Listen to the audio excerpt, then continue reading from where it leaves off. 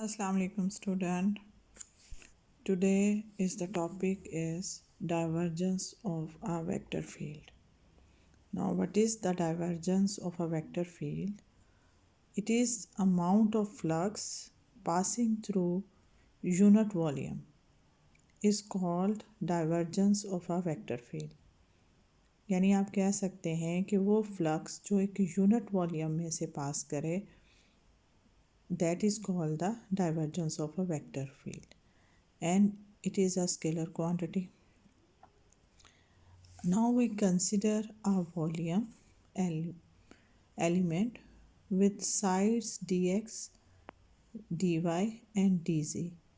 Dx is parallel to x-axis, dy is parallel to y-axis and dz is parallel to z-axis. Now let the v be the value of vector function at the middle of the element. V is the vector function that is middle of the element. So the value of v will be, because it is in the 3 dimension, v is equal to vx I unit vector plus vy j unit vector plus vz k unit vector. Now we consider the two sides of the volume. That is, one side is B, C, F, G and the second side is A, D, E, H. Now these are the two faces and having the area dy into dz which is perpendicular to the x-axis. Now we will find the value of x component of a point O, the value of x component at midpoint O. Now we will find the value of x component which of B, which is called the Vx at the midpoint of the element. The value of Vx changes towards right और towards left. यानी अगर हम right की तरफ भी जाएंगे तो भी वी एक्स चेंज होगा और अगर हम लेफ़्ट की तरफ जाते हैं तो भी वी एक्स चेंज होगा. Now V X changes by the an amount curly V X, we move curly X along X axis. यानी अगर आप एक्स एक्सिस के अलॉन्ग मूव कर रहे हैं, वी जो है वो एक्स एक्सिस के अलॉन्ग मूव कर रहा है, तो आपके पास कर्ली वी एक्स जो है वो उसमें चेंज आएगा. नाउ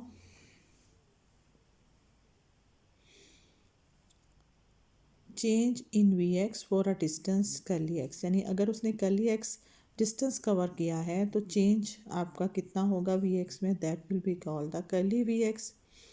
अब अगर वो मिड पॉइंट अगर आप ले रहे हैं, आपने शुरू में कहा था कि we take a V at the mid point, तो मिड पॉइंट का डिस्टेंस कितना होगा, हाफ डी एक्स. तो change in V X for a half D X, so it will be equal to half curly V x over curly X into D x.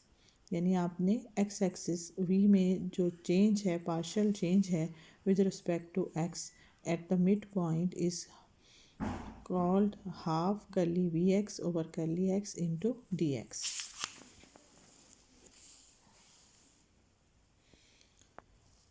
Now the value of vx at the midpoint of the face BCFG. If you see the picture that BCGF में जो change आया है, क्योंकि वो right की तरफ जा रहा है तो आपने जितना चेंज आया है वो वी एक्स में ऐड करना है. चेंज आपने कितना निकाला था, half curly V x over curly X D x, ये आपका चेंज निकला था.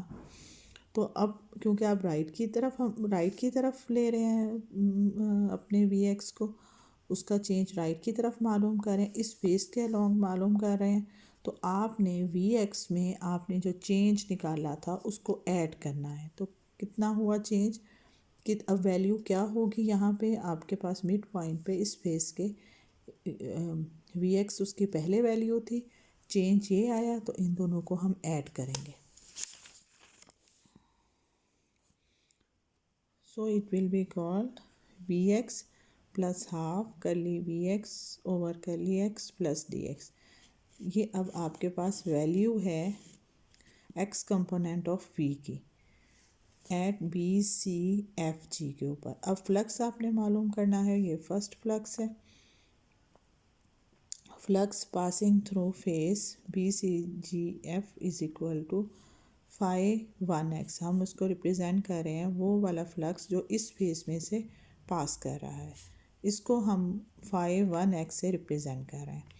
फाई का क्या आपके पास डेफिनेशन होती है, इसमें आप लेते हो वी डॉट ए, आपके पास जो भी फंक्शन है उसका डॉट प्रोडक्ट आपने एरिया के साथ लेना है।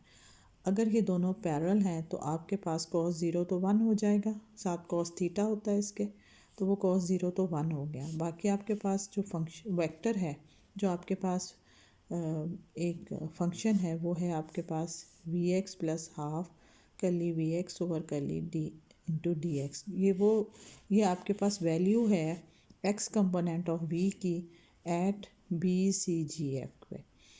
तो ये आपके इसके साथ आप क्या लिख दोगे, area, area is D Y into D जे।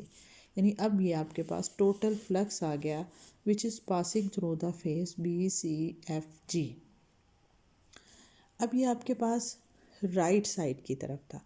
अगर आप लेफ़्ट साइड की तरफ जाएंगे तो हम वी एक्स में से इस चेंज को माइनस करेंगे, क्योंकि आपकी साइड जो है वो आउटवर्ड है।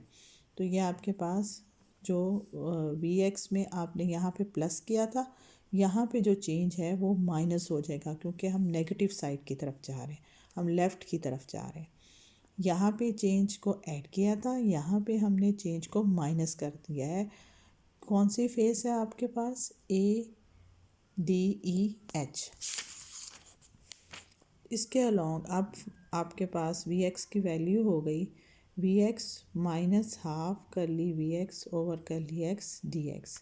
अब इसी तरह हम सेकंड फ्लक्स मालूम करेंगे इस फेस के अलोंग, वो उस फ्लक्स को हम रिप्रेजेंट करेंगे फाई टू एक्स से।